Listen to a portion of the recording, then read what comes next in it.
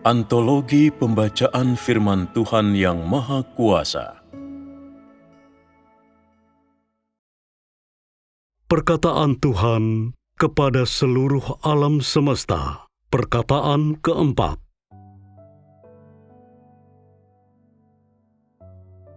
Seluruh umatku yang melayani di hadapanku perlu merenungkan kembali masa lalu. Apakah kasih-Mu untukku dicemari oleh kenajisan? Apakah kesetiaan-Mu kepadaku murni dan sepenuh hati? Apakah pengetahuan-Mu tentangku benar? Seberapa besarkah ruang dalam hati Engkau sekalian untukku? Apakah aku memenuhi seluruh isi hati Engkau sekalian? Seberapa banyak firman-Ku terlaksana dalam diri Engkau sekalian?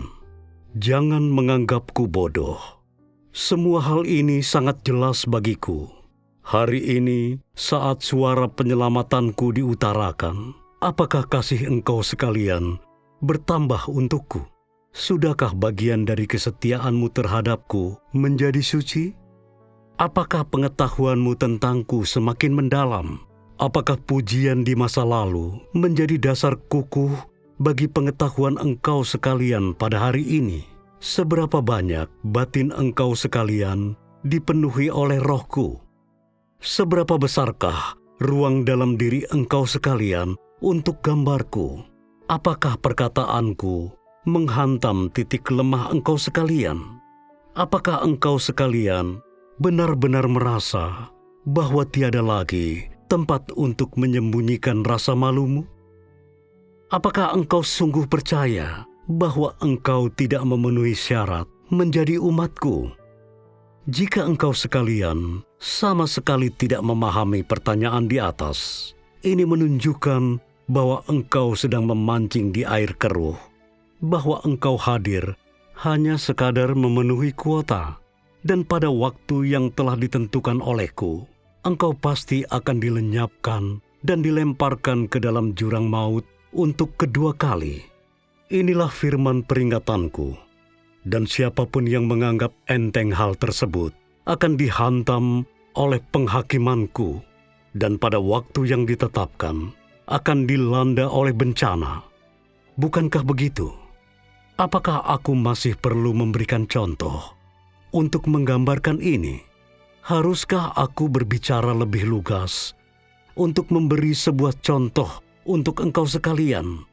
Sejak waktu penciptaan hingga hari ini, banyak orang telah mendurhakai firman-Ku, sehingga dicampakkan dan dilenyapkan dari arus pemulihan-Ku. Akhirnya, tubuh mereka musnah dan roh mereka dicampakkan ke dunia orang mati. Dan bahkan hari ini, mereka masih mendapatkan penghakiman pedih. Banyak orang telah mengikuti firman-Ku, namun mereka telah menentang pencerahan dan penerangan-Ku, sehingga telah disingkirkan olehku dan berada di bawah wilayah kekuasaan iblis dan menjadi orang yang menentangku. Hari ini, semua orang yang menentangku secara frontal hanya menaati bagian kulit dari firman-Ku dan tidak menaati substansi firman-Ku. Ada banyak juga yang sekadar mendengarkan firman yang aku ucapkan kemarin, yang menyimpan sampah masa lalu dan tidak menghargai buah yang dihasilkan di hari ini. Semua orang ini tidak hanya ditawan oleh iblis, namun juga sudah menjadi para pendosa kekal, serta menjadi musuh-musuhku, dan mereka menentangku secara frontal. Orang seperti itu adalah objek penghakimanku pada puncak kemurkaanku. Dan hari ini mereka masih buta, masih berada di dalam penjara bawah tanah nan gelap, yang berarti orang tersebut adalah mayat busuk nan kaku yang dikendalikan oleh iblis, karena mata mereka telah diselubungi olehku. Aku berkata bahwa mereka buta. Alangkah baik memberikan contoh sebagai rujukan engkau sekalian, sehingga dapat belajar darinya.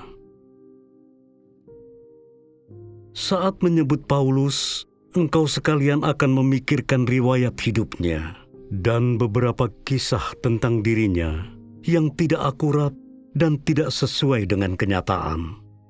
Dia diajari oleh orang tuanya sejak usia belia dan menerima hidupku, dan sebagai hasil dari predestinasiku, dia memiliki kualitas yang aku perlukan. Di usia 19 tahun, dia membaca berbagai buku tentang kehidupan. Jadi, aku tidak perlu membahas secara mendetail tentang bagaimana, karena kualitas dirinya dan karena pencerahan dan peneranganku, dia tidak hanya bisa berbicara dengan beberapa wawasan tentang perkara rohani, namun juga mampu memahami niatku. Tentu saja, ini tidak mengecualikan gabungan faktor internal dan eksternal. Meski demikian, satu celah pada dirinya adalah karena talentanya. Dia sering menjadi fasih lidah dan sombong. Sebagai akibat, karena ketidaktaatannya, sebagian dari itu secara langsung mewakili penghulu malaikat. Ketika aku menjadi daging untuk pertama kali, dia berusaha sekuat tenaga untuk menolakku. Dia adalah salah satu dari mereka yang tidak mengetahui firman-Ku, dan tempatku dalam hatinya telah sirna. Orang semacam itu menentang keilahianku secara frontal dan dihantam olehku, dan akhirnya mau sujud menyembah serta mengakui segala dosa mereka. Karena itu, setelah aku memanfaatkan kemahirannya, yaitu setelah dia bekerja untukku selama beberapa waktu, dia sekali lagi jatuh ke tabiat lamanya. Dan meski dia tidak membangkang terhadap firman-Ku secara langsung, dia tidak menaati bimbingan batiniah dan pencerahan-Ku, sehingga semua yang sudah dia lakukan di masa lalu adalah sia-sia. Dengan kata lain, mahkota kemuliaan yang dibicarakannya telah menjadi perkataan kosong, hasil imajinasinya sendiri.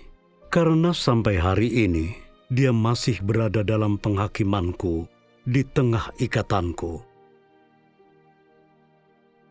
Dari contoh di atas, dapat dilihat bahwa siapapun yang menentangku, dengan menentang bukan hanya diriku dalam daging, tetapi yang lebih penting, firman-Ku dan roh-Ku, yang berarti keilahian-Ku, menerima penghakiman-Ku dalam daging mereka.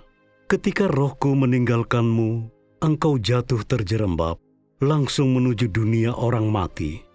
Dan meski tubuh dagingmu berada di bumi, engkau seperti seseorang yang sakit jiwa. Engkau sudah kehilangan akalmu, dan segera merasa seolah-olah engkau adalah mayat. Sehingga engkau memohon kepadaku untuk segera mengakhiri dagingmu. Sebagian besar dari engkau sekalian yang memiliki roh sangat menghargai semua keadaan ini, dan aku tidak perlu mengatakan lebih detail. Di masa lalu, ketika aku bekerja dalam kemanusiaan yang biasa, kebanyakan orang sudah mengukur diri mereka sendiri terhadap kemurkaan dan kemegahanku, dan sudah mengetahui sedikit kebijaksanaan dan watakku. Hari ini, aku berbicara dan bertindak langsung dalam keilahian, dan masih ada beberapa orang yang akan melihat kemurkaan dan penghakimanku dengan mata kepala mereka sendiri. Lebih lagi, pekerjaan utama dari bagian kedua dari masa penghakiman adalah untuk membuat semua umatku mengetahui perbuatanku dalam daging secara langsung, dan agar engkau sekalian dapat melihat langsung watakku. Namun, karena aku berada dalam rupa daging, aku memikirkan kelemahan engkau sekalian. Harapanku adalah bahwa engkau sekalian tidak memperlakukan roh, jiwa, dan tubuhmu sebagai mainan, dengan seenak hati mendedikasikannya untuk iblis. Lebih baik menghargai semua yang engkau miliki dan tidak memperlakukannya seperti permainan. Karena hal semacam itu berhubungan dengan nasib engkau sekalian. Apakah engkau sekalian sungguh mampu memahami makna sejati dari firman-Ku? Apakah engkau sungguh mampu memikirkan perasaanku yang sebenarnya? Apakah engkau sekalian bersedia menikmati berkat-Ku di bumi, berkat yang serupa dengan yang ada di surga? Apakah engkau bersedia untuk menyikapi pemahaman tentang diri-Ku dan kenikmatan firman-Ku dan pengetahuan tentang diri-Ku sebagai hal paling berharga dan bermakna dalam hidup engkau sekalian? Apakah engkau benar-benar dapat sepenuhnya tunduk kepadaku tanpa memikirkan masa depanmu sendiri? Apakah engkau semua benar-benar dapat merelakan dirimu untuk dihukum mati olehku dan dipimpin olehku seperti seekor domba? Adakah di antara engkau sekalian yang mampu mencapai hal seperti itu? Mungkinkah semua yang diterima olehku dan menerima janjiku adalah orang yang memperoleh berkat-Ku? Sudahkah engkau sekalian memahami apapun dari firman ini? Jika aku menguji engkau sekalian, dapatkah engkau sekalian benar-benar tunduk pada pengaturanku? Dan di tengah semua ujian ini, mencari niatku dan merasakan hatiku. Aku tidak ingin engkau dapat mengucapkan banyak kata menyentuh atau menceritakan banyak kisah menarik, namun aku meminta agar engkau dapat memberikan kesaksian baik untukku, dan bahwa engkau dapat sepenuhnya dan secara mendalam masuk ke dalam kenyataan. Jika aku tidak berbicara secara langsung, bisakah engkau meninggalkan segala sesuatu di sekitarmu dan membiarkan dirimu digunakan olehku? Bukankah ini kenyataan yang diperlukan olehku? Siapakah mampu memahami makna dalam firman-Ku? Namun, aku meminta agar engkau semua tidak lagi terbebani oleh perasaan was-was, agar engkau bersikap proaktif dalam jalan masukmu dan memahami substansi firman-Ku. Ini akan mencegahmu salah memahami firman-Ku dan tidak mendapat kejelasan mengenai makna-Ku, sehingga melanggar ketetapan administratif-Ku. Aku berharap engkau sekalian memahami niat-Ku untuk engkau sekalian dalam firman-Ku. Jangan lagi memikirkan masa depanmu dan bertindaklah sebagaimana engkau sekalian bertekad di hadapan-Ku untuk menyerahkan diri pada pengaturan Tuhan dalam semua hal. Semua yang berada dalam rumah-Ku harus melakukan sebanyak mungkin yang mereka bisa lakukan. Engkau harus mempersembahkan dirimu yang terbaik pada bagian terakhir dari pekerjaan-Ku di bumi. Apakah engkau sungguh-sungguh bersedia melakukan hal tersebut?